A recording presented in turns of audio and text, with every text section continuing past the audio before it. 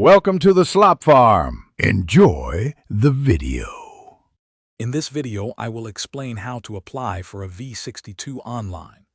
This form is essential for requesting a new vehicle registration certificate, often called a V5C logbook, especially if yours is lost, stolen, or damaged. The official online service is the primary and most straightforward method for this application.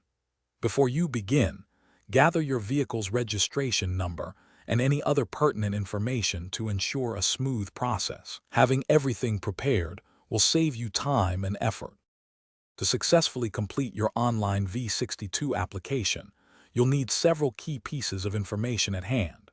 Firstly, have your vehicle's registration number, make, and model readily available. Secondly, ensure you provide your full name and current address, matching the details held by the driver and vehicle licensing agency. You must also clearly state the reason for your application, for instance, if your V5C logbook is lost or damaged. Finally, be ready to pay the current application fee, which is typically £25. The online application process is designed to be straightforward. Begin by navigating directly to the official government website dedicated to vehicle services. Once there, find and meticulously complete the V62 online application form, taking care to double-check every piece of information for accuracy.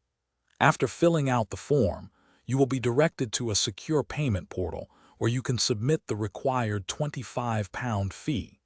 Finally, confirm your application submission and make sure to save any reference numbers provided, as these are crucial for tracking your application's progress.